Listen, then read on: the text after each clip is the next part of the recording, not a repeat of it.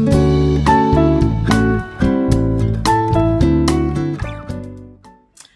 everyone, welcome back to my channel. My name is Sive. If this is your very first time here, a special welcome to you. If you're a returning subscriber, welcome back.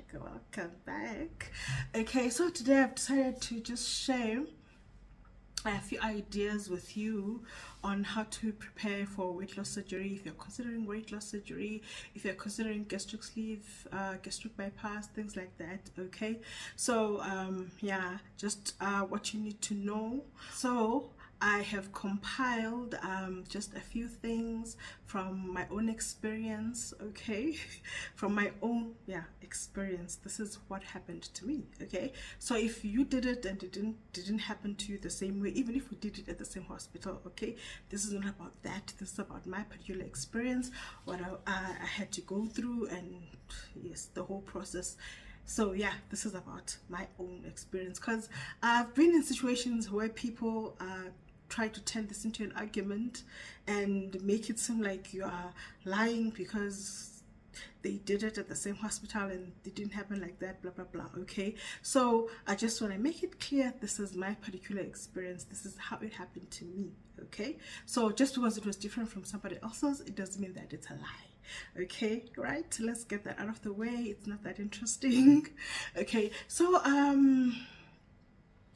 the very first thing, right, the very first thing that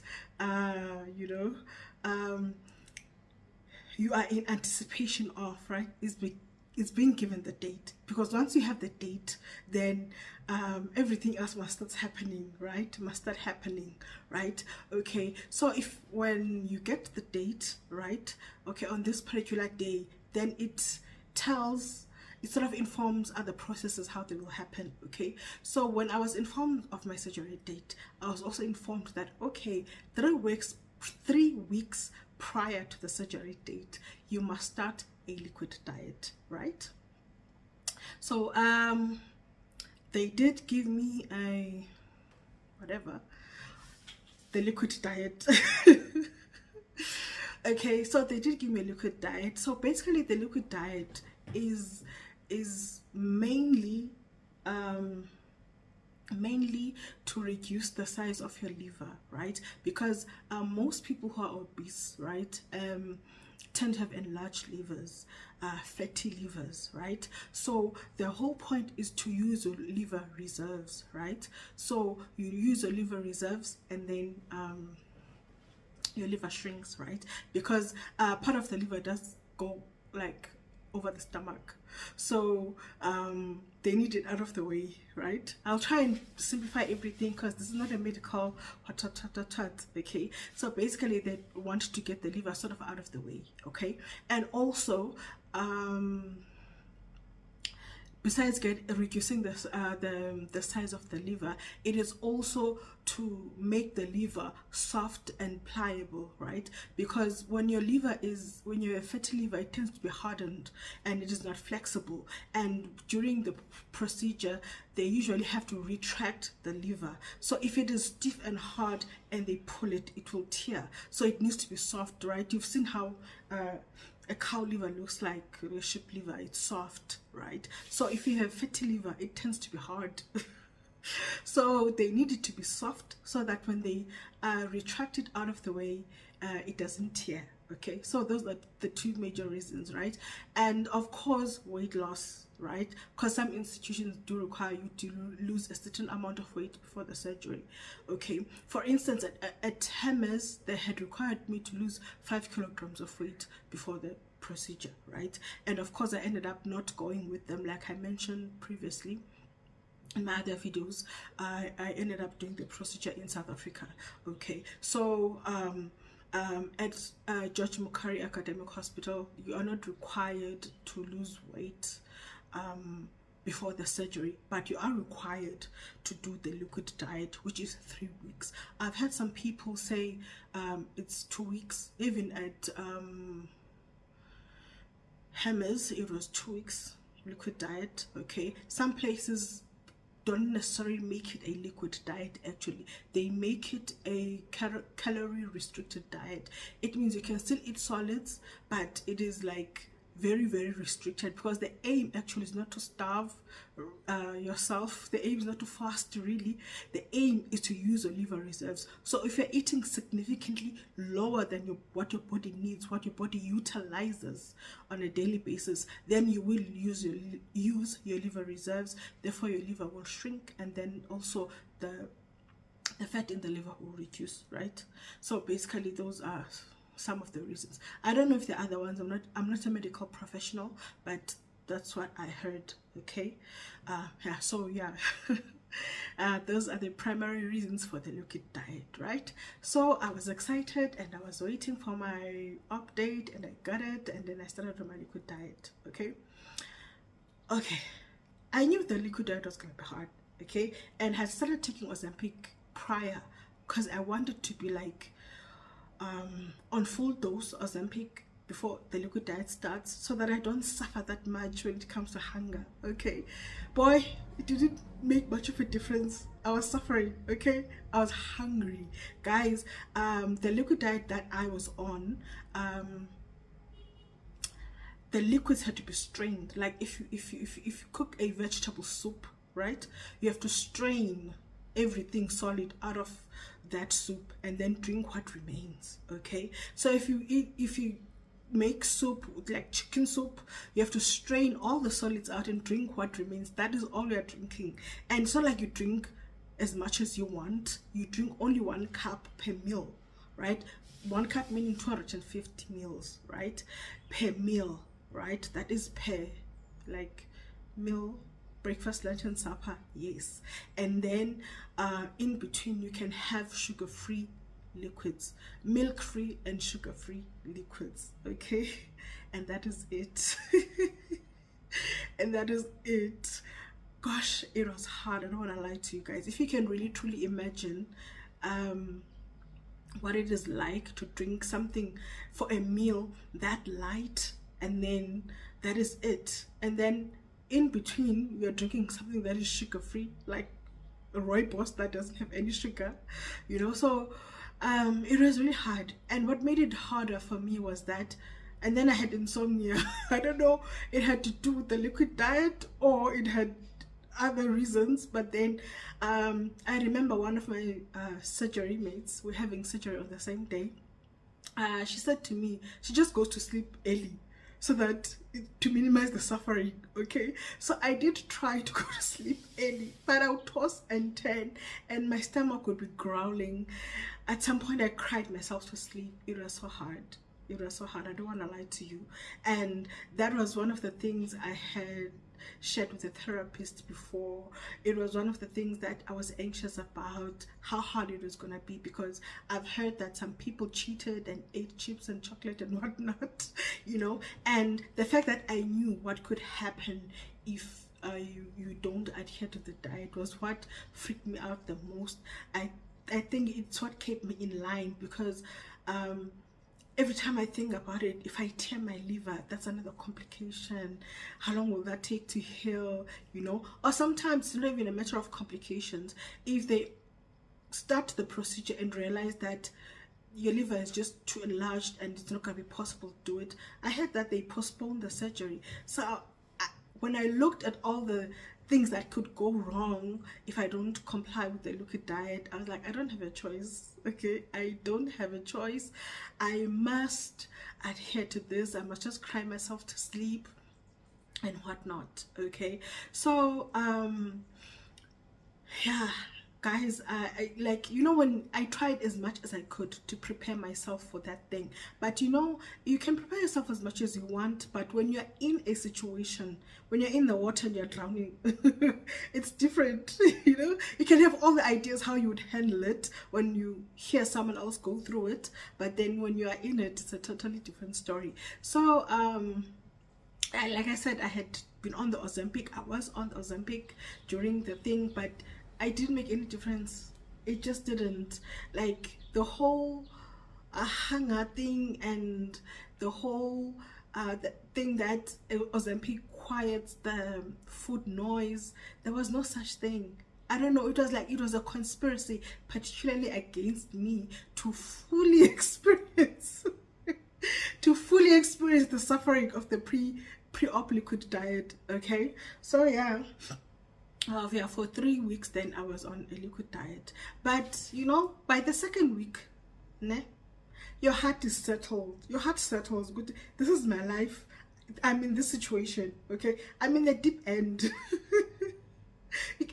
I think you begin to sort of accept, or maybe your body adapts. I don't know which one it is, but something does happen by end of week 2. By week 3, it was easier. Like, I just didn't care anymore. The hunger was like, whatever. I had this sort of angry thing going on with me. I was like angry, you know. So every time I would feel hunger, I was like, whatever, you know. I just didn't care anymore. So there was even a time I'd just skip meals, you know, because I think, what's the point of eating? I'm just gonna drink a cup of watery soup anyway. What is the point, you know? And or sometimes I'll just take a few spoonfuls and just quit the whole thing, because at some point I just had it. I think even like before, the day before surgery, I think I had one meal in the evening. I drank what do you call this thing, Future Life, right? A very liquidy Future Life in the evening. The doctor said as long as it is before 10 o'clock, right? So that was the only thing I drank, because I was like feeling weak and everything, because I didn't like eating the whole day, and I was not really drinking fluids because that was the day of admission and there was a lot of things, a lot of running around as well. So I ended up eating that evening, and just out of like trying to keep my sanity type of situation. But honestly, by the 3rd week, I was fed up with the whole thing. I was angry with the hunger. I was angry with the whole situation. I just didn't care anymore, okay? I had just accepted this is my life. This is my hungry life. I'm living it the way it is, okay? So yeah, that was 3 weeks of liquid diet. And then the week before, right, I had to go in for I don't know, pre-op something. I don't know, they didn't say what you go for per se, but they said you had to come in, right? So basically they go over a medical history, and the anesthesiologist is there as well, and they just do last minute blood tests, you know, especially if you had problems in your previous blood tests. Then they will redo them again and see if some of the problems exist, or like to see if they can just go ahead with the surgery, or if there's things that they need to do before before they do the surgery. Okay, so yeah, it was uneventful for me. There was nothing happening.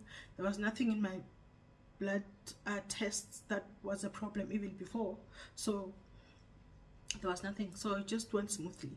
Okay, so that is the week before. And then on the day of admission, I had to do a ECG. I think that, yeah, I did the ECG, and after that then I did some lung exercises. Yeah, because they said that your lungs need to be strong. Okay, your lungs need to be strong. And I've heard some people say that they have experienced lung collapse as a complication from the surgery. So yeah, they do give you lung exercises to do the day before the surgery. And then I've also heard some people say that they were told to quit smoking. So I'm not a smoker, I'm not a vapor, so I don't know. They didn't tell me anything. I guess they tell you if you need to know, like based on your, like, the information that they get from you. Okay, so yeah, I've heard that if you're a smoker you need to stop, if you're a vapor you need to stop, right?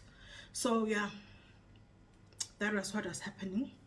So on the day of admission, really, I was all over the place the couple of days before, actually, because of all the things that had to be put in place, I think, you know, and some of them not knowing what to do about certain situations, and also because of the location of the hospital and where I stay, you know, I mean, I live in another province, I have to travel to another province, and, you know, I have to get to the hospital very early, so obviously I had to sleep somewhere near the hospital, things like that. Okay, so the logistics were just giving me a lot of stress, so my mind was all over the place when I was preparing. So I ended up not really knowing what to bring to the hospital with me and things like that, right? So I did get a few ideas from people who had done the surgery before, even though they had done it at different hospitals, because different hospitals do different things, but obviously some of the things will be similar.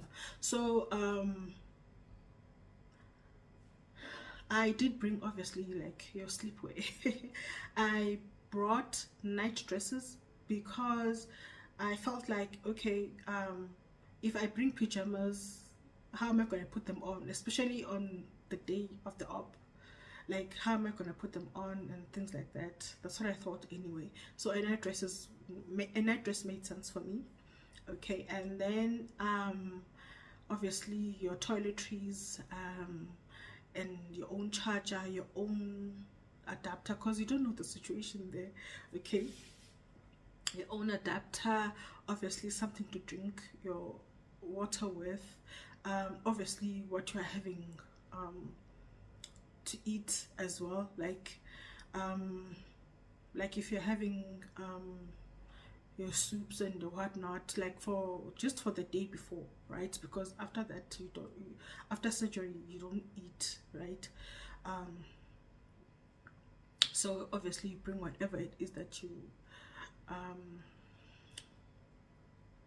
eating, right? Because yeah, I remember, I think I brought soup, but then I didn't feel like it, so I ended up drinking my roommate's Future Life. Okay, we ended up drinking Future Life together. So yeah, so I think that's about it. So for extra comfort, and then I realized that, okay, the hospital is quite cold, and particularly that section is kept quite cold to manage infections and things like that. So it was really cold, so what they gave me at the hospital was not enough. And honestly, I'm a person who doesn't even like blankets for that matter. Like, most of the time I sleep with nothing on, like a blanket or whatever. And then if it's summer, I'm likely to have a sheet only on, or a towel. I usually just put the towel on my feet, because my feet are the place that get cold first. And then maybe in winter, then I'll use a comforter and a blanket. But I'm not a person who likes blankets. I'm not like it's on certain days when there's a cold front in winter, then I'll use a blanket, but I just don't. I was always feeling hot anyway, but I'm no longer like that anymore. That is one of the side effects of the surgery, right? I was always feeling hot and sweaty, and now I'm feeling less hot and less sweaty. So now it's not even winter yet, but I'm using a blanket, but it's a light one, but it's still very different from not using anything at all, or using a sheet, or just a bath towel to cover myself, and that's it. So yeah, I ended up asking my cousin to bring me blankets and extra pillows and whatnot, and especially I think after surgery, because you can survive discomfort before surgery, because that's the only thing you are feeling, right? But after surgery, you're feeling pain, and then you're feeling discomfort, like the pillow is not enough, this and that, and you know.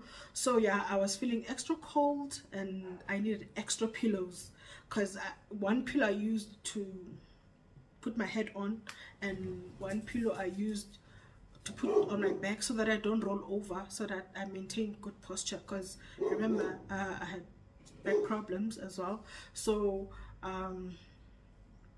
I had to manage two issues here. I had to manage my posture while sleeping, and also manage the discomfort from the surgery. So yeah, that's about it. I think the biggest thing that stresses most people, honestly, is the liquid diet. The hospital experience is not that, you know, what happens in the hospital, I mean, like, what's going to happen? There's a bed, there's just lie there and wait for one thing or the other, and wait for the doctors and the nurses to go in and out. Basically, that's it. But the most challenging part of the whole thing was the liquid diet. Okay, and looking back on it now, I feel like, okay, I feel like I did that for 3 weeks, you know. Some people actually some people actually do the liquid diet again after surgery, like when they feel like they're losing weight too slowly and things like that. But although I did it, when I think about doing it now, no, I don't know, but yeah, so that was the hardest part. I think for most people it is. So I hope someone who is considering weight loss surgery, like sort of get an idea what you'll be experiencing and everything. You know, 3 weeks is a very long time, guys. It seems like it's a short period of time, and people when they encourage you, they're like, it will pass, it will pass. It feels like forever, you know. During that time I went back to seeing the therapist because I was not coping. I was really not coping because even though I had expected it, I had sort of prepared myself mentally, emotionally and whatnot, but when your body starts talking and screaming and say, you are killing me, because you know the body, sometimes I feel like it's like a dramatic child, you know, like your body can make you feel like you are dying, but you are nowhere near death.